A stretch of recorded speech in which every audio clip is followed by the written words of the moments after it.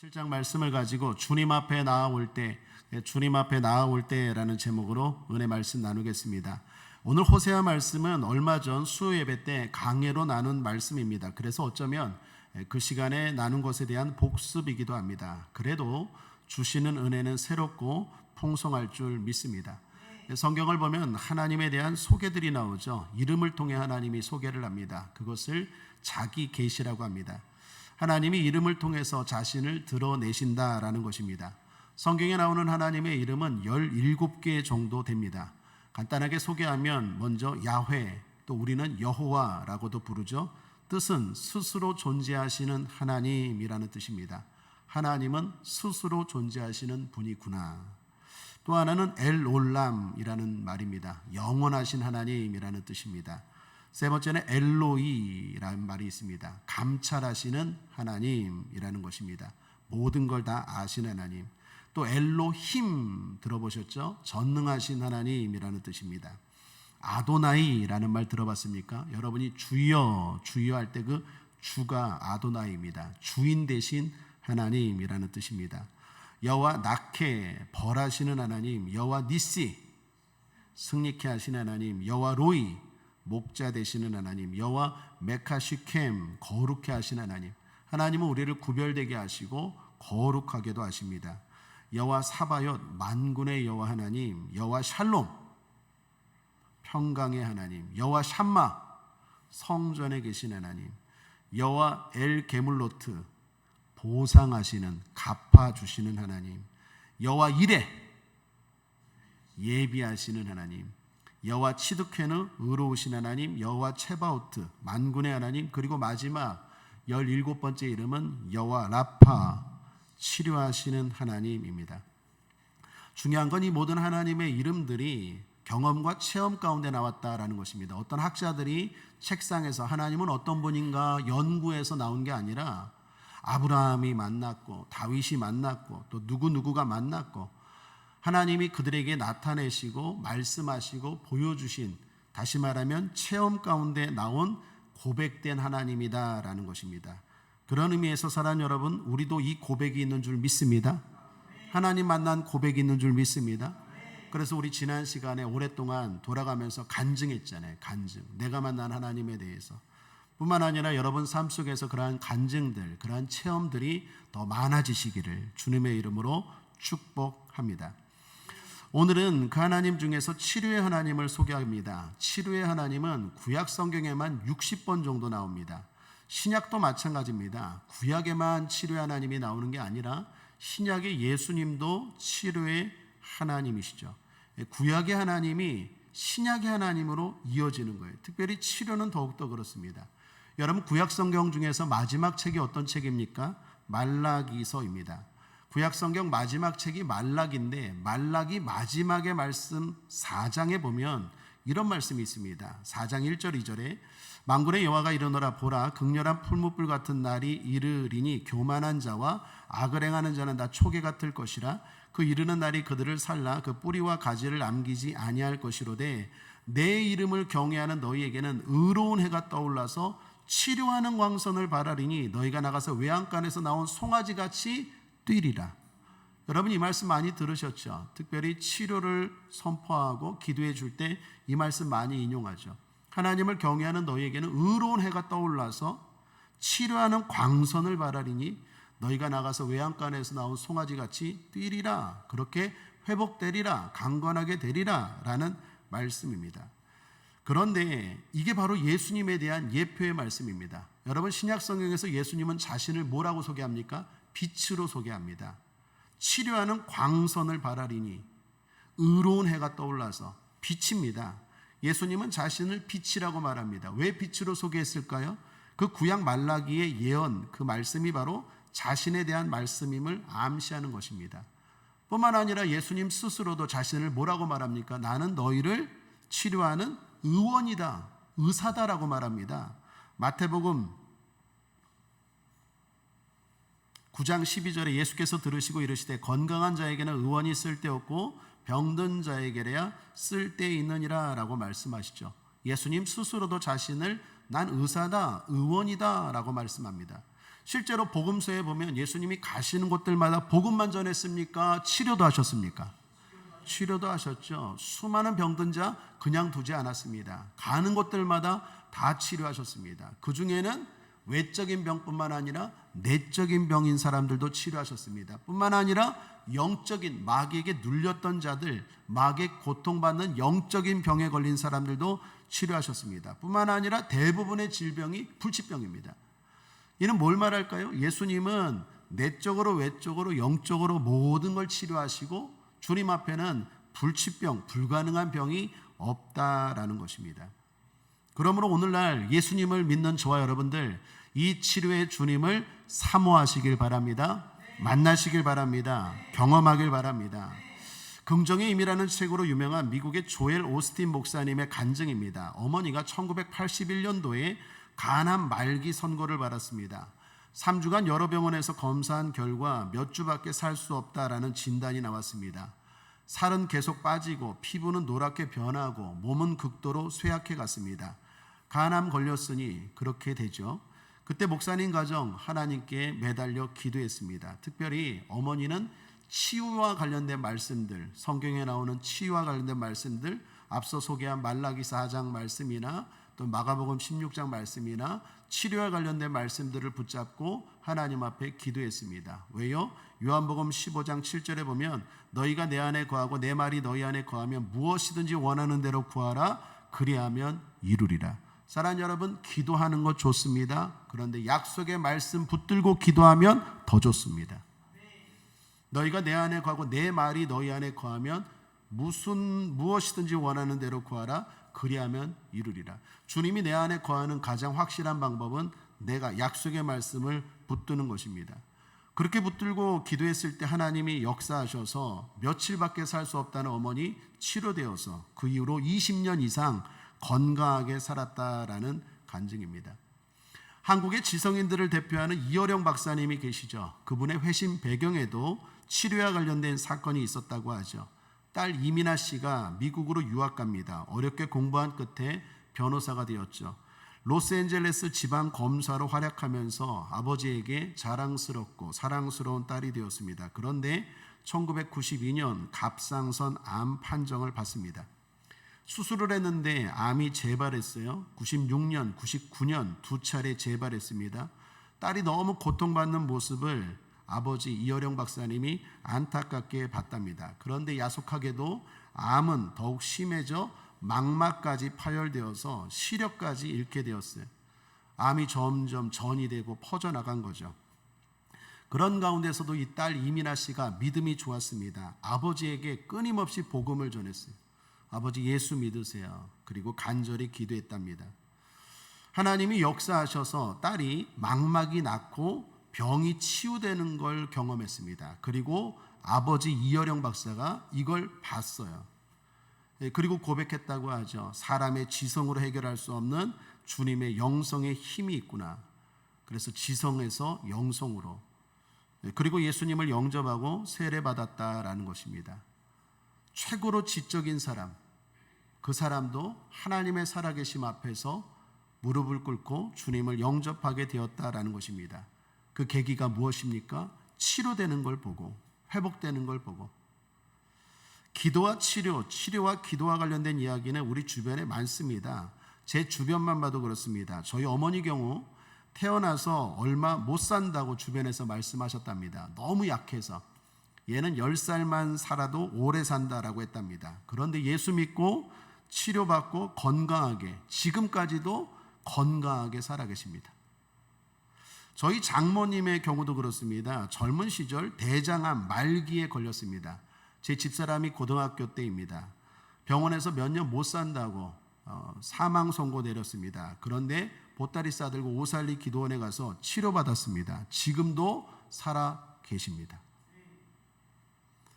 우리 교회에도 암 선고받고 기도로 치료받고 건강하게 신앙생활하시는 분들 몇 분 계십니다. 희귀병 치료받아서 건강하게 행복하게 신앙생활하는 분들 몇 분 계십니다. 아이들 가운데도 하나님이 치료하셔서 건강하게 된 분들 몇 분 계십니다. 지난주였습니다. 공교롭게도 두 분이 저에게 전화를 주셨어요.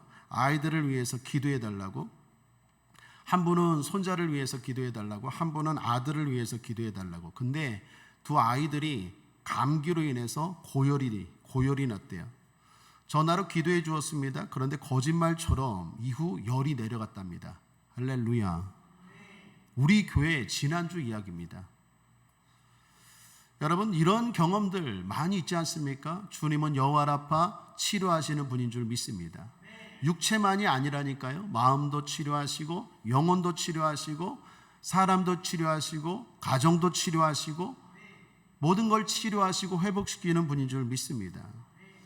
저도 부족하지만 치유의 체험이 몇 개 있는데 그 중에 하나가 안경입니다. 제가 안경 썼습니다. 1년 넘게.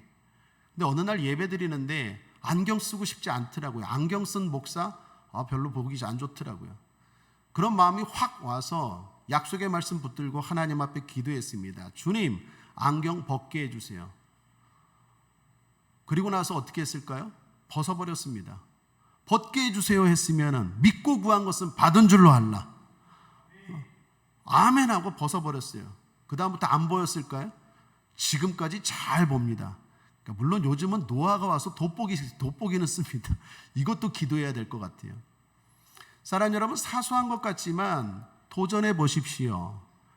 하나님 앞에 나아가 말씀대로 순종하고 기도해 보십시오. 오늘도 하나님은 살아 역사하셔서 우리의 삶을 치료하시고 은혜 베풀어 주시는 줄 믿습니다.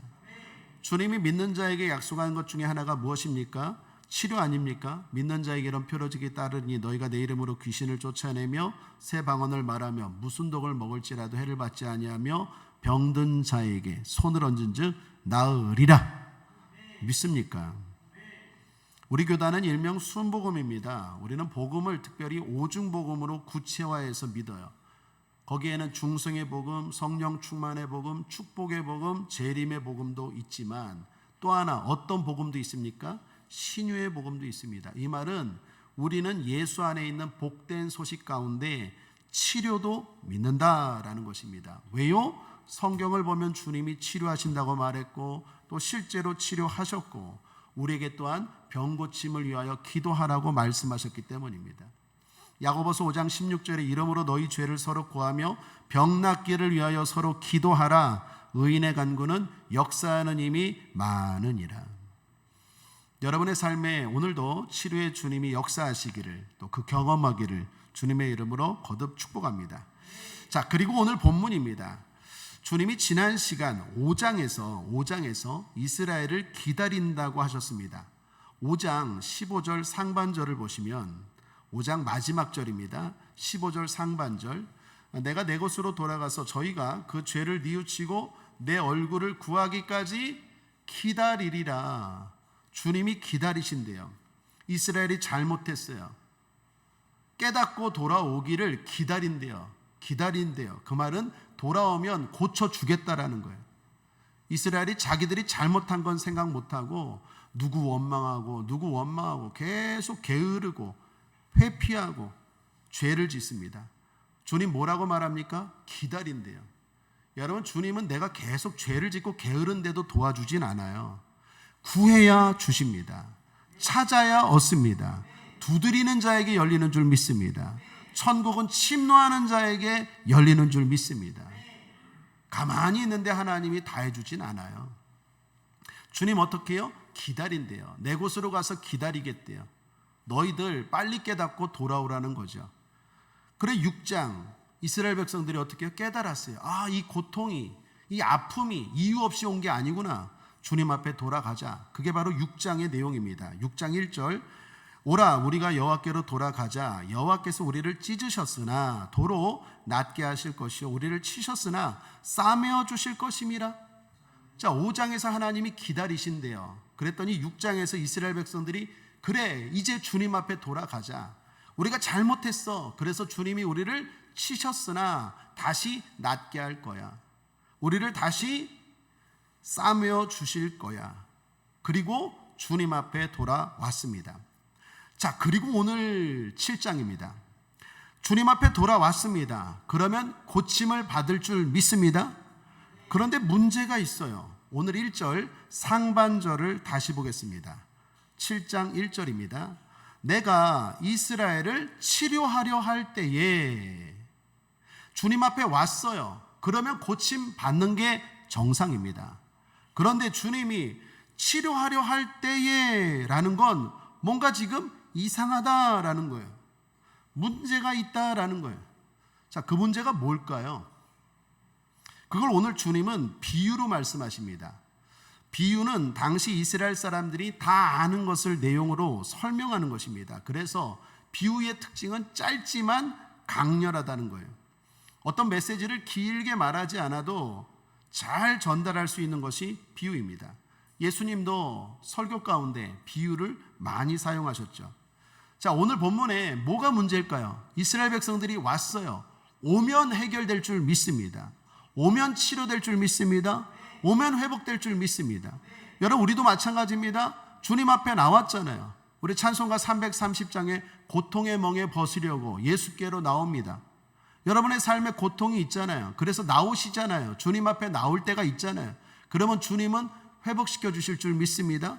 찬송가 500장에 나 주께 왔사오니 복 주시옵소서. 주님 앞에 나오면 주님은 도와주셔요. 간단합니다. 원리는 간단해요. 그런데 왔는데 뭔가 문제가 있어요. 그래서 치료가 해결이 안 돼요. 회복이 안 돼요. 이게 도대체 이유가 뭘까요? 어쩌면 오늘 여러분들과 저의 이야기일지 몰라요. 주님 앞에 열심히 나와요. 열심히 예배 드려요. 그런데 해결이 안 되네? 회복이 안 되네? 치료가 안 되네? 이유가 뭘까요? 도대체 이유가 뭘까요? 하나님은 어떤 이유 때문에 치료하려다가 멈춰버렸어요. 내가 치료하려 할 때에 칼까지 들어서 치료하려고 하는 순간 딱 멈춰버렸어요. 이유가 뭘까요? 그걸 비유로 말씀하시는데 이 비유를 잘 보면 이유를 알 수 있어요. 4가지 비유로 말씀합니다. 먼저는 달궈진 화덕 이야기합니다. 4절입니다. 함께 읽어보죠. 시작. 저희는 다 가늠하는 자라 빵 만드는 자에게 달궈진 화덕과 같도다. 저가 반죽을 뭉침으로 발교되기까지만 불 일으키기를 그칠 뿐이니라. 그들을 가늠하는 자라라고 말합니다. 그러면서 화덕을 이야기해요. 여러분, 화덕은 이스라엘 사람들이 먹는 빵을 굽는 곳입니다. 동시에 방의 난로로도 사용되는 것입니다. 그런데 달궈진 화덕 같다라고 말합니다. 이 말 이스라엘 백성들이 들었을 때 금방 이해했을 거예요. 우리는 잘 모르겠지만 이스라엘 사람들은 금방 이해했을 거예요. 이 말은 이스라엘 사람들의 은밀한 이중성을 보여주는 거예요. 이스라엘 사람들 마음에 정욕이 숨겨져 있어요. 그래서 하나님 앞에 나왔지만 언제든지 하나님을 떠날 마음이 있었어요. 그래서 6절도 보시면 이렇게 말씀합니다. 6절, 저희는 엎드려 기다릴 때에 그 마음을 화덕같이 예비하니 마치 빵 만드는 자가 밤새도록 자고 아침에 피우는 불에 일어나는 것 같도다. 엎드려 기다려요. 그런데 그 마음이 화덕 같대요. 그것은 마치 밤새 방의 난로로 화덕을 사용했는데 그때는 미지근했는데 아침이 되면 빵을 굽기 위해 불을 활활 피우는 것과 같다라는 거예요. 그들의 상태가 지금 그렇다라는 거예요. 다시 말하면 주님 앞에 나왔어요. 고통 때문에 나왔어요. 회개한다고 나왔어요. 그런데 그 마음 안에는 얼마든지 기회가 되면 다시 도망칠 마음이 있다라는 거예요. 이중적인 마음이. 이걸 하나님이 알고 계세요. 두 번째 비유입니다. 뒤집지 않은 전병을 이야기합니다. 8절을 보십시오. 함께 한번 읽어보겠습니다. 시작. 에브라임이 열방에 혼잡되니 저는 곧 뒤집지 않은 전병이로다. 주님이 이스라엘을 뒤집지 않은 전병이라고 말씀합니다. 이것도 이스라엘 사람들은 들었을 때 뜨끔했을 거예요. 전병은 얇게 구운 과자입니다. 이것은 약 10분간 간격으로 돌판 위에서 이렇게 뒤집어야 돼요. 여러분 부침개 하는 것처럼 잘 뒤집어야 됩니다. 그래야 양쪽이 알맞게 익죠. 근데 뒤집지 않아요. 뒤집지 않으면 어떻게 될까요? 한쪽만 새카맣게 타버리겠죠. 이게 뭘 의미할까요? 그들이 주님 앞에 왔지만 내심은 주님을 의지하지 않아요. 주님 앞에 예배드리러 왔어요. 주님 앞에 기도하러 왔어요. 그런데 내심, 속은 하나님이 도와주실 걸 그렇게 크게 기대하지 않아요. 그럼 뭘 기대할까요? 눈에 보이는 강대국 아수르를 기대했어요. 그러니까 하나님을 바라보는 건 그저 형식이죠. 예배를 드리고 기도하는 건 일종의 형식이에요. 그들의 눈에는 당장 보이는 아수르라는 강대국을 의지했어요. 그러나 여러분, 아수르라는 강대국이 그냥 도와주겠습니까? 세상에 공짜가 어디 있겠습니까?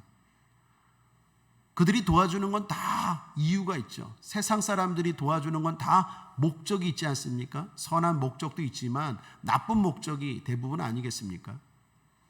그래서 9절을 보시면 저는 이방인에게 그 힘이 삼키웠으나 알지 못하고 백발이 얼룩얼룩할지라도 깨닫지 못하는도다.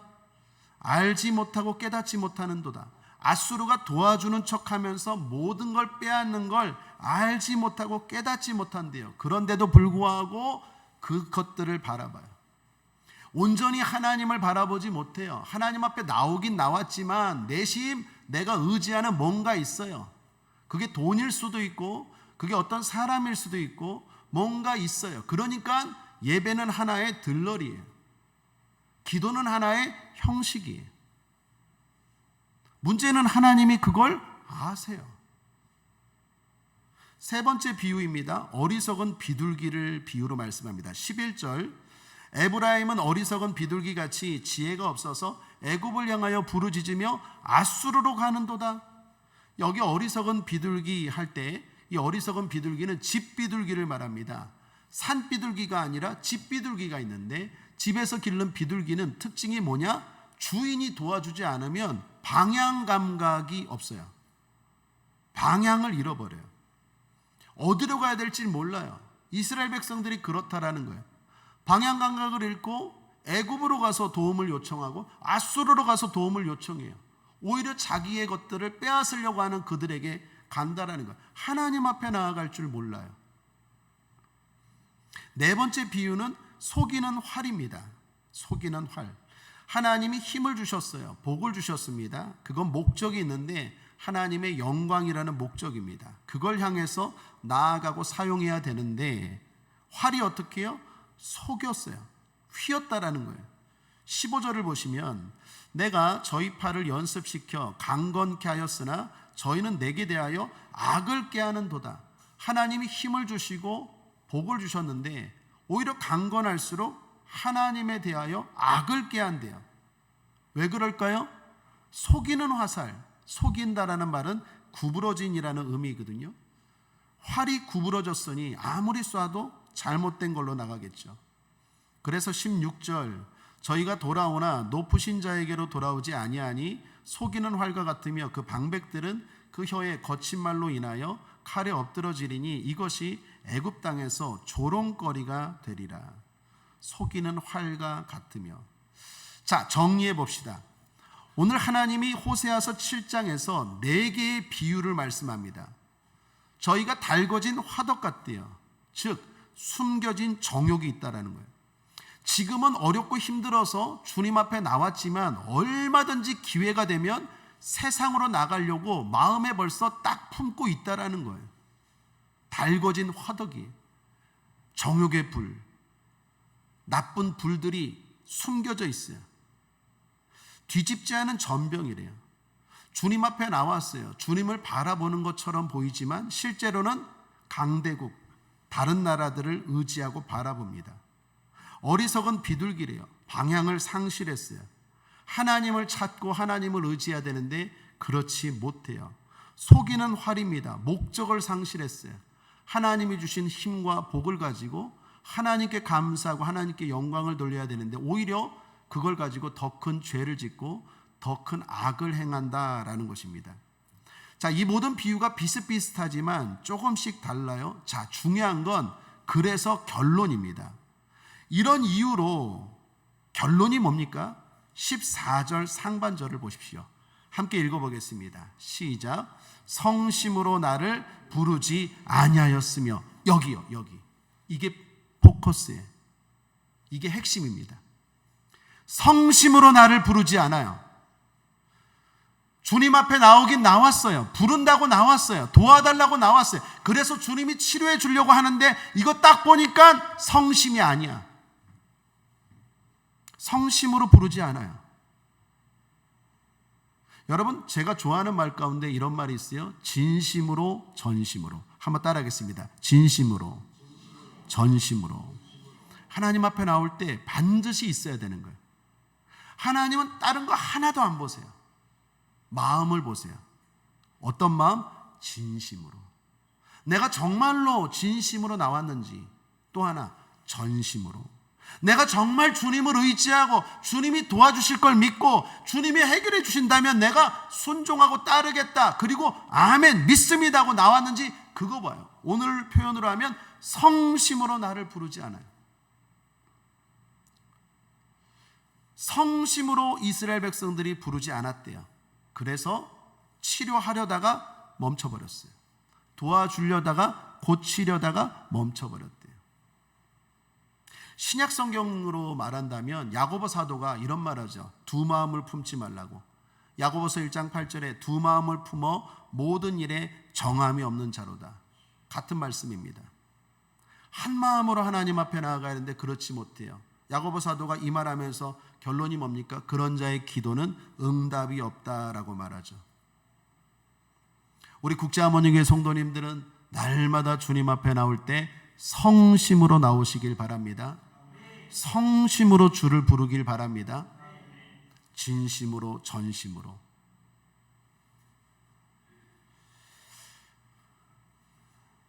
누가복음 12장 2절에 보면 감추인 것이 드러나지 않을 것이 없고 숨은 것이 알려지지 않을 것이 없나니 라고 말합니다. 주님 앞에 감출 수 있는 것 아무것도 없습니다. 전도서 12장 14절에도 보면 하나님은 모든 행위와 모든 은밀한 일을 선악간에 심판하시리라 라고 말씀합니다. 하나님 앞에 감출 수 없어요. 우리 앞서 소개했던 하나님의 이름 가운데 감찰하시는 하나님이라는 말이 있죠. 하나님은 우리의 모든 것들을 다 아십니다. 숨길 수가 없어요. 그래서 중요한 건 마음입니다. 하나님 앞에 나오는 것 중요합니다. 잘하셨습니다. 그런데 또 하나 더 권면드린다면 마음입니다. 하나님 앞에 마음을 드려야 돼요. 스타벅스라는 커피숍이 있습니다. 전 세계적으로 유명한 커피숍이죠. 이 매장이 미국 시애틀에서 시작했는데 시작한 지 15년 만에 전 세계 커피 시장을 석권했다고 합니다. 스타벅스가 없는 나라, 없는 지역이 없을 정도입니다. 서울에 제가 사람이 많은 곳에 가봤더니 한번 이렇게 눈으로 쑥 둘러보는 그 시야에 들어오는 곳에 3개가 있더라고요. 3개가. 얼마나 장사가 잘 되는지 그냥 그 3개가 있어요. 그 정도로 잘 되는 커피숍이 스타벅스입니다. 이 커피숍을 세운 분이 하워드 슐츠라는 분인데 그분이 자신의 성공담을 지은 책을 썼어요. 근데 책 제목이 참 마음에 끌렸어요. 책 제목이 영어로 Pour your heart into it 이라는 말입니다. 그러니까 우리말로 말하면 그 속에다 너희의 마음을 쏟아 넣으라 라는 거예요. 한마디로 스타벅스가 왜 성공했는 줄 아느냐? 내가 커피 한 잔으로 이런 성공 신화를 이룬 걸 여러분들을 압니까? 그 이유는 커피 한 잔이지만 이 한 잔에 내 마음을 쏟아 놓았다라는 거예요. 그래서 스타벅스에서 일하는 사람들에게는요, 이 정신을 훈련하고 각인시킨대요. 여러분, 커피 하나 만들어도 그렇게 하면 사람들이 감동하는데 하나님 앞에 나오는데 어떻게 나와야 되겠습니까? 하나님은 우리의 마음을 원하세요. 우리 국제하모니교회 성도님들처럼 하나님 앞에 성심으로 진심으로 전심으로 나아가야 될 줄 믿습니다. 자, 그러기 위해서 오늘 결론입니다. 여러분, 우리의 마음이 우리 마음대로 됩니까? 잘 안 돼요. 우리의 마음이 우리 마음대로 됩니까? 그럼 벌써 천국 갈게요. 내 마음 내 뜻대로 안 됩니다. 우리 마음이 우리 마음대로 하나님을 향하고 전심으로 진심으로 향하고 싶지만 잘 안 돼요. 간절히 기도하고 싶어요. 그런데 간절하지가 않아요. 간절히 나오지가 않아요. 솔직히 그래요. 영혼 구원이 중요하다라고 생각해서 영혼 구원을 위해서 간절히 기도한다는 건 머리로 아는데 이게 마음이, 하트가 안 움직여진다니까요. 이게 딜레마예요. 하나님을 정말로 간절히 찾고 나도 간절히 기도하고 싶어요. 옛날에 제가 기도원에 갔는데 기도원에 갔을 때 제가 받았던 어렸을 때 충격, 감동 뭐였냐면 사람들이 하나님 앞에 막 간절히 기도하는 거예요. 기도 시간에. 전 그게 이해가 안 되더라고요. 사람들이 기도 시간에 자 여러분 기도합시다 그리고 기도하는데 눈물로 막 간절히 기도하는 거예요. 심지어 내 또래, 나보다 그때 제가 중학교 때쯤이었나? 제 또래 비슷한 또래인 사람 친구인데도 근데 여학생이었던 것 같아요. 물론 여자여서 제가 본 게 아닙니다. 기도를 얼마나 간절히 하는지 내가 너무 충격을 받았어요. 사람들이 너무 간절히 기도하는 거예요. 기도원에서.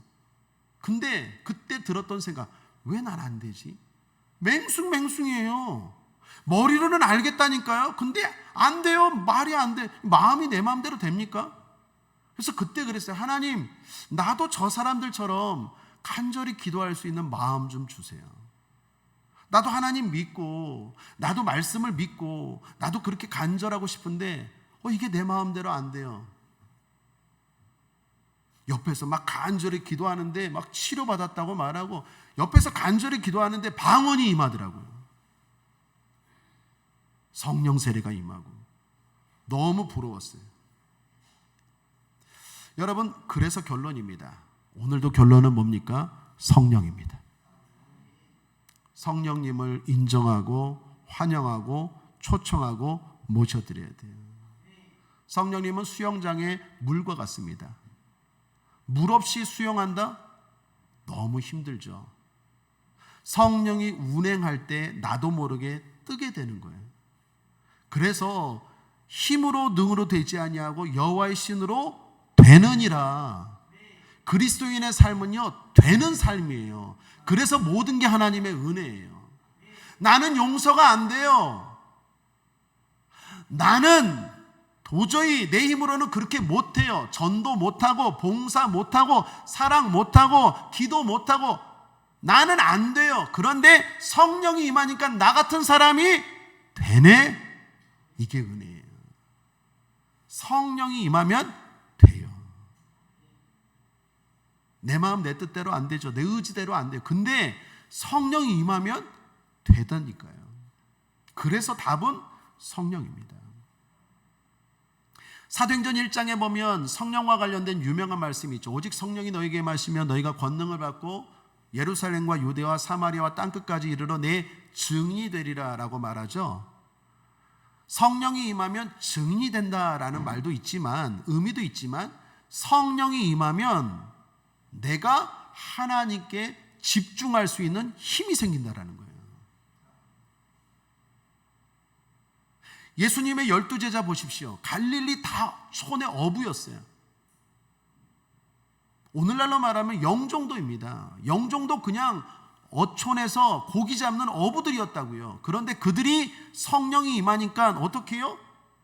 예루살렘과 유대와 사마리아 땅끝까지 이르러 하나님께 집중할 수 있는 마음, 담대한 마음, 그리고 그 능력이 임하는 마음들이 생겼다라는 거예요. 성령이 우리의 마음을 주장하시는 줄 믿습니다. 그래서 하나님께 집중하게 되고 그리고 믿어지는 거예요. 내가 믿는 게 아니라 믿어진다니까요. 기도하면서도 이게 될 게 믿어져요. 치료될 게 믿어져요. 해결될 게 믿어져요. 어떻게 해요? 성령이 임하면. 내가 아무리 믿습니다 했는데 입으로는 믿습니다 하는데 속으로는 안 믿어져요. 죽었다 깨어나도.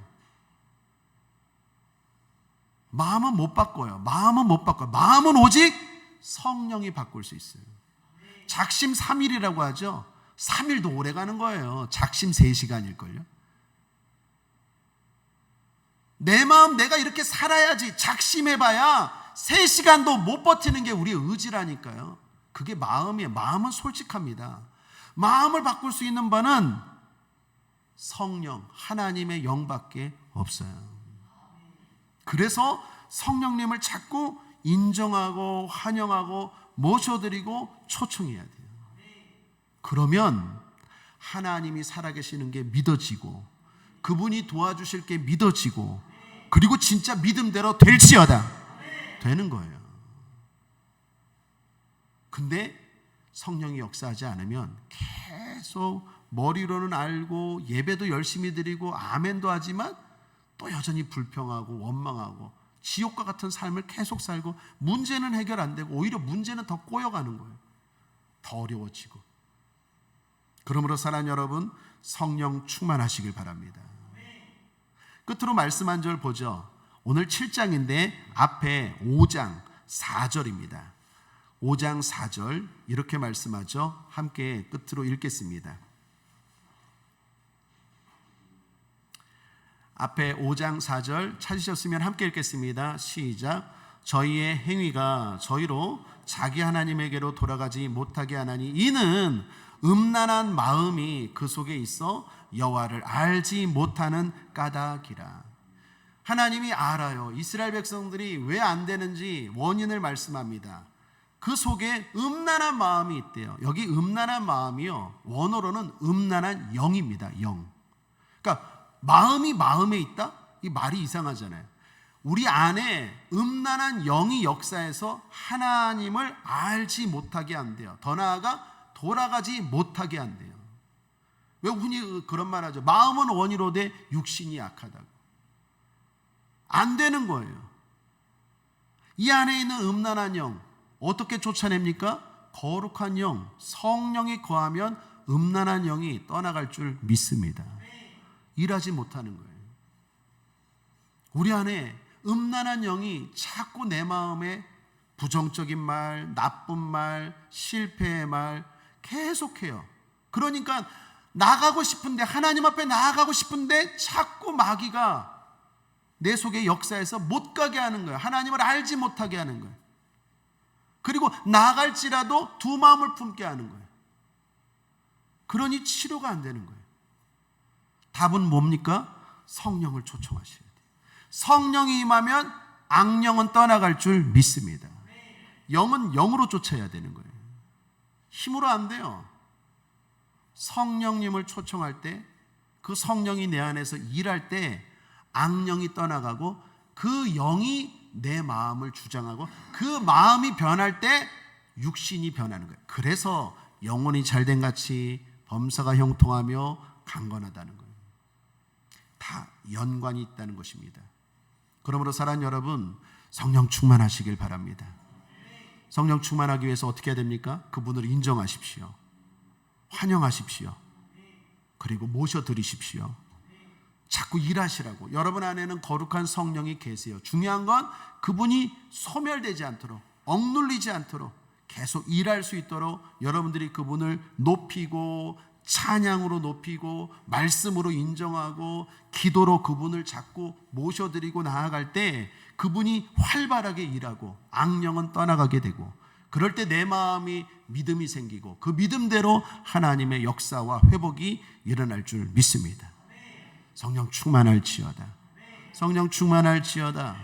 기도하겠습니다. 좋으신 하나님 아버지, 오늘도 우리에게 성령으로 충만하게 하여 주셔서 우리의 마음이 진심으로 전심으로 주님 앞에 나아가게 하시고, 그리고 반드시 다 치료받고 회복되는 우리 모두 되게 하여 주시옵소서. 주님은 우리를 치료하시는 분인 줄 믿습니다. 기다리시는 주님, 치료하기 위하여 기다리시는 주님, 그 주님 앞에 우리가 나왔사오니 성심으로 주님을 부릅니다. 성령님 역사하여 주셔서 진심으로 전심으로 성심으로 부르는 모든 자들에게 은혜를 베풀어 주셔서 회복시켜 주시옵소서. 질병은 치료하여 주시고 문제는 해결하여 주시고 영적으로 육적으로 회복시켜 주옵소서. 가정을 회복시켜 주시고 사업장을 회복시켜 주시고 건강을 회복시켜 주시고 지혜를 회복시켜 주시고 무너졌던 모든 것들에 다 치유와 치료의 회복이 일어나게 하여 주옵소서. 내 믿음대로 될지어다. 내 믿음대로 될지어다. 내 믿음대로 될지어다. 감사드리며 예수님의 이름으로 축복하고 기도했습니다. 아멘.